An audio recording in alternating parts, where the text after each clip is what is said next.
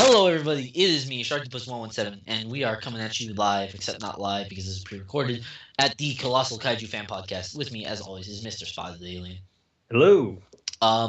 We're gonna have some guests on today, but that didn't happen because of life, so that's unfortunate. So it's just the two of us once more. Yeah. Next episode should have more people if all goes according to plan. So that's good. Not much housekeeping right now at the beginning of the episode, but right now, Spaaaaaaaaace, we and I are here to talk about some kaiju. Yep. And today we're talking about Caverstein and Maladra. Caverstein is the last of, as I call them, the senior kaiju because he's been around since the roster vote for Fall of Nemesis. Didn't get in though, so has seniority over some of the other ones. Yeah. And then Maladra happened like right after that. Yep. So, we can get right into it. So, Spaaaaaaaaace, you want to start us off? Sure thing. All right, the next monster we're going to be talking about is Caverstein, which is our sort of version of a mad scientist. Or Caverstein, or Caverstein, or however someone tells us this time. Who knows?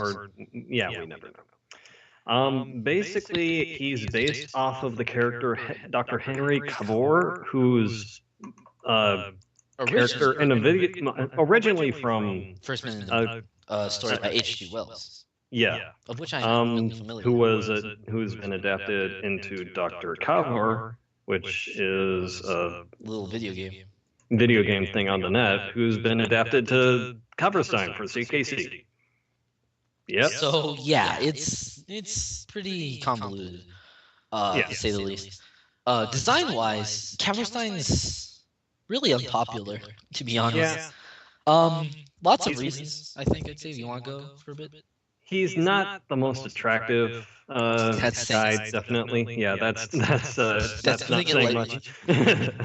But I don't know. He's just a little bland in terms of color scheme. He's very bleach-ish, except for a couple parts which are a bit blue, more of a yellow-ish tint. He's got the blue pigments.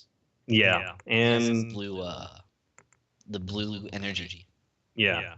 Not to mention that he's just has a more, I don't know what you want to call it. He has a smaller build for a kaiju, but at the same time, he's still supposed to be a kaiju, and yet people tend to take issue with him wearing clothes.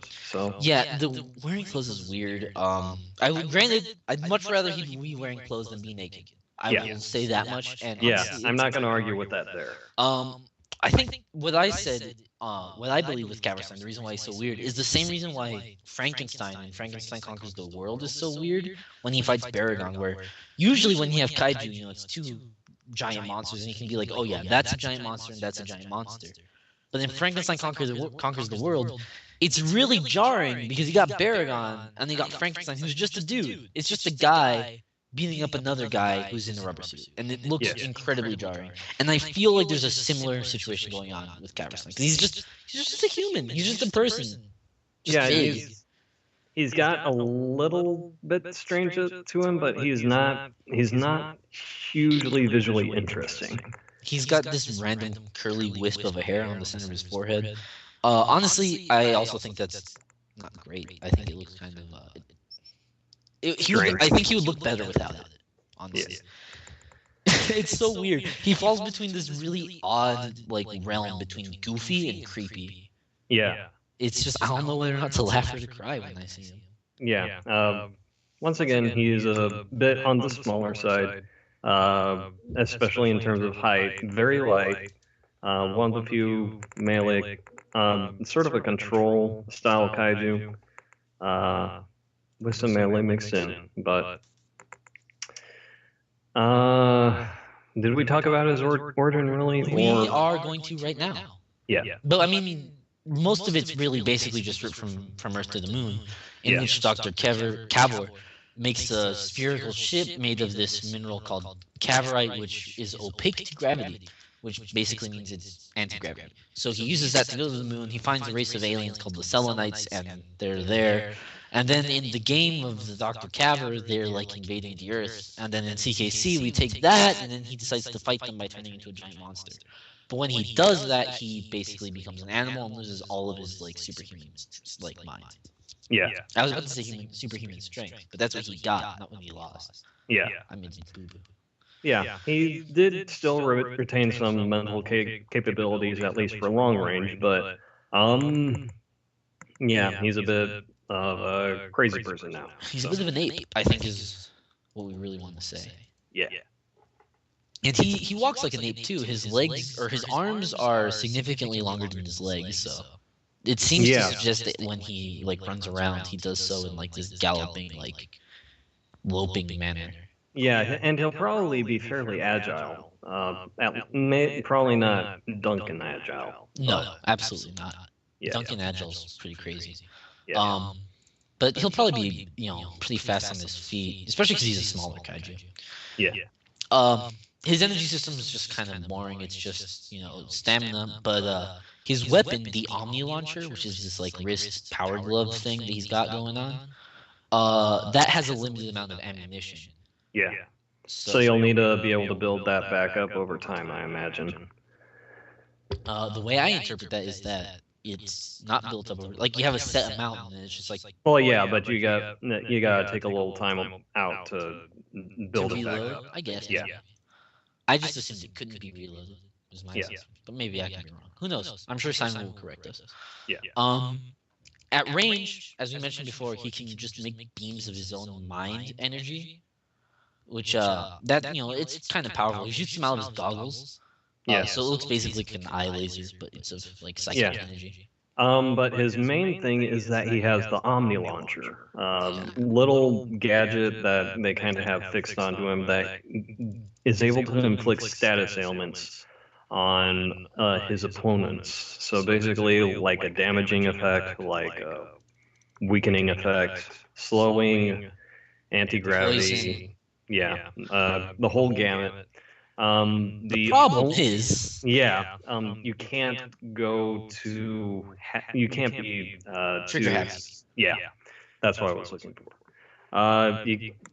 Because if you have more than one effect on opponent, you can potentially trigger an unintended side effect, possibly a beneficial effect that increases their aggressiveness, their attack speed, maybe even their attack power, so you can't go too all out with it. Yeah, you gotta know what everything does, and you can't choose what you fire. It's randomized, so you gotta be really careful with that. I imagine that would probably work a lot better in like big brawls where there's like 4 monsters, because then you don't have, you can just kind of go, you can go a bit more happy there. Yeah. But one-on-one, it would not be as simple. Yeah, you're going to have to be a bit more strategic with it and be able to know and be able to adapt to a situation. Yeah. Same thing in grappling, where although he loves to grapple, but he's not very strong or big, so he can't really lift anything or do much damage. So he has to be flexible with how he utilizes his grapples. Basically use it to get around the opponent, just kind of rearrange your position. I mean, he is a control type character, so that's mostly what he's going to be utilizing grappling for. Yes, and then in melee, he's pretty basic. Nothing particularly crazy. Just kind of jumps around. He runs around. Chimpanzee does a lot of chimpanzee type attacks, very ape-like. They say he swings on buildings, and that would look awesome in game. Yeah, I'm wondering how that would be accomplished. I guess we have to wait for buildings to be a thing first, though. Yeah. Because at the moment they're not. But one day. Only weakness with melee is that he's proficient with it, but he's not strong in it. Yes. So overall, he's the strongest melee attack he even has is in his Omni Launcher, where he can do this big explosive like punch called the Boom Buzzer. But I'm going to assume that much like the other ranged what are they called? Vials. That will probably be limited by ammunition as well. Yeah. Maybe even the same ammunition as those, but who knows? So overall, he's just not. He doesn't have a whole lot. He doesn't really excel at anything, really. He's a jack of all trades. Yeah. And But he's he's not like the character. He's not like the Mario in Smash Bros. Where anyone can pick him up and just play with him. He's really you gotta know how he works. yeah, he's a jack of all trades, but not a great jack of all trades. So he has to rely on a special something, namely his ability to inflict status effects. So yeah. Personally, I think he's all right. I'm not hugely fond of him. I wouldn't, be in an upset and be like, "Oh, this is an outrage" if he got into the game. Yeah, But I think the slot can go to somebody better. yeah. I don't personally terribly like him either, but I mean, I don't particularly hate him either. Excuse me, I kind of view him the same as Prospector Pete, who's one of my favorites, but just not one of my favorites design-wise. Yeah. So So hopefully he'll be able to get into a into game something soon. sooner or later. Yeah. But we'll see. And that's really all we have to say about Kaverstein. And let's move on to Maladra, Molasses. That was great. Okay, I'll start Maladra. So we have to talk about Molasses now. Maladra, who, not gonna lie, Macy. Macy's where you go for Christmas. Not gonna lie, of the kaiju that aren't in game yet, Maladra's really up there for me. I really am fond of Maladra. Yeah. Design wise, she's a big blob with bits of space in it and this like spine and a skull floating in jelly. But the jelly it looks like an astronaut helmet. So it looks really cool. Her hands, I guess, because she's a blob, have like meteors at the end of it. And then there's like bits of like satellite just sticking out of her back. And she has a big long spine tail. Yeah. I think she looks very cool. And I really like her gameplay. What's more, it's awesome. So yeah, so she's really I was just looking at one of the keywords here, but she's an elastic kind of kaiju. Good word. She changes size variably, and she also changes weight variably, depending on which ties into her energy system, which is we'll talk about it a bit more later. When we get to it, but yeah, it basically involves consumption. So, we'll go to. Oh, do you want to say something else?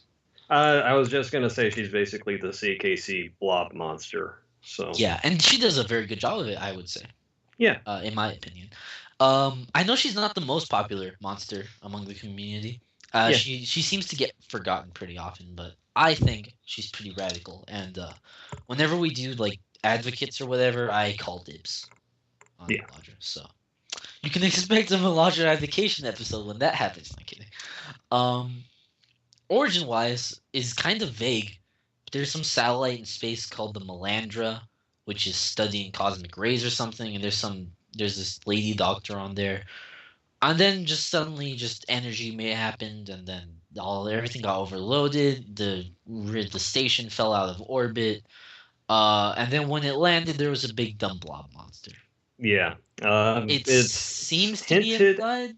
Yeah. It's hinted. Yeah, it seems to be implied that the doctor, Sarah Inez, is now Maladra, at least partially, somewhat, but it is supported by the fact that her skull is very humanoid. So yeah, that's cool. Simon seems to have confirmed this. Central is telling me. Yeah. In case you guys didn't know, I actually have a Bluetooth on right now, and I have Central over. Yeah, we have a satellite up in the air, controlled by an interdimensional person of sorts. Yeah, so. They supply us with information every time we say something that we're not sure about. Yeah. Not always, though, because Simon will still correct us, but that's a whole other thing. Yeah. Energy system is what really makes her cool, but it's basically hunger, which is what, Tersakra and what's his face? Macrosaurus. Yeah. Yeah, there we go. He's the face of the hunger energy type, and I can't remember his name. Yeah. Which is she gets energy by destroying the environment. But what's more is that by destroying the environment, she actually absorbs it and grows bigger and or smaller. And she absorbs it and grows bigger. I don't know why I said smaller. What happens though is that when she uses the energy in some sort of attack, she grows smaller. So Yeah. you weren't far off. Yeah, I'm not far off. Her whole concept kind of revolves around Like fluctuation. a continuous fluctuation of her energy, in turn with her height and weight. So ideally, you would want to hang on to your energy or use your energy as conservatively as possible. Um, though there might be some things that take away some of your mass just without using energy. Like I imagine probably getting hit really hard. Yeah. Or To maybe do even that. charging will leave like the idea being that it leaves chunks of you behind because you're a big dumb slime ball. Yeah. If you ever rolled a slime ball, yes, do try this at home, kids. They tend to leave a mess. Do Yeah. that in your kitchen and let your parents clean up after you. That's the mature thing to do, clearly.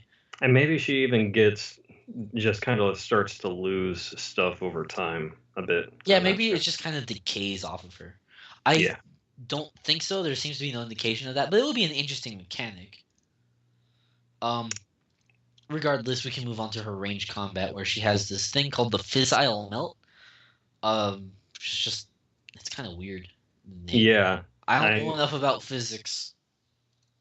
Yeah, I'm not terribly sure what that's all supposed to imply, but it's a radioactive gas that uh, basically inflicts status, slowing and burning. It also shoots in a cone, so you can hit multiple targets at once. Yeah, so I imagine that's kind of her acidic stuff or something like that. Then she also has the plasma acceleration cannon thing type beam, and that is much faster and much better at long range, but it doesn't do as much damage. Yeah. And Which it's also important to note she's intended to be a charging character, so maybe that also helps with her own charging capabilities. yeah, maybe. Grappling, she doesn't have hands, so she can't really pick anybody up. But she is hard to pick up. She's a giant jelly monster. It's kind of difficult to grab. Yeah. Oh, think about how many hairs must be inside of her. That's nasty. Ugh. Ugh. Everyone just gags like a dropping bit. that. What is it? One of those rubber balls on the rug, one of those shag carpets or something. Oh, the dog rolls all over it. Let's stop this now. Before we make everyone gag a little bit more. Yeah. So she slips through the cracks very easily. She's hard to grapple, but also not the best at grappling. She'd probably do well by just kind of controlling. Just by virtue of being basically impossible to be grabbed. Yeah, she probably is fine. Especially when she's smaller, she'll have a harder time grappling her opponents. So yeah. And then of course in melee combat, she's got giant meteor hands that she can use to beat you around and whatnot. Yeah. So that's always good. Her tail can be used for quicker attacks that are, like just striking like a whip. Yeah. But most importantly, yeah, her main thing is that she charges. So basically, she kind of rolls into a ball, I guess, sort of like Goldam, who will get to later. Much later. She's just able to. She's one of the more effective charging characters. Mm-hmm. Just because of her mass, it makes it really effective to charge. Yeah, which is the intention right now, because it seems like charge is also very powerful right now. We're still in the beta as of recording this, and I've noticed personally that it's hard to stop people when they're trying to charge. And when I try to charge, it's very easy to stop me. So, I mean, I'm mad because I'm bad, is all I can say. Yeah. But yeah, that's. Oh, and also she has this concussive blast, which I'm guessing is just a giant knockback attack. It's really vague. It's actually really just like a one sentence thing that doesn't really describe what it is on the wiki. So who knows? Yeah. Also, just going back to her consumption style, I was just looking at her weaknesses, and basically getting hit does take away some of her mass. So that's going to be one of the primary ways to take power away from her. Okay, just continue to attack. That's a very simple And strategy. I she's like it. pretty easy to hit too, especially when she's in her Yeah. larger forms. I So imagine she'll have some pretty big hitboxes. yeah, and despite being a charger, she's not exactly the most mobile because she doesn't have legs. Yeah, S- so she's kind of slow. So yeah, that's her main weaknesses. But nevertheless, I think she's a very good kaiju. I would really Yeah. like to see her in the next game. Might be a bit of a technical challenge being a blob, and blobs historically have been very difficult for any animators to make. Yeah, I imagine it won't be horribly difficult because There is some shape to her. I will say there is she's some got a shape. spine There's and some whatnot. shape, and you just have to make sure that everything doesn't appear too transparent or anything. Mhm. But I think most of it most of the challenge will come from keeping the effects consistent and basically good. What about when Uh, she rolls into a ball? You think that will be a problem? oh, I can't really say. I don't know how the Spigot engine works, and I'm not deep enough into animation to really say what really works best. So maybe I shouldn't be commenting on this. But I imagine that there are some aspects to her that will be a bit easier, but there will also be some that will present a challenge. So All right. Well, that's really all we have to say there. Uh, that's it.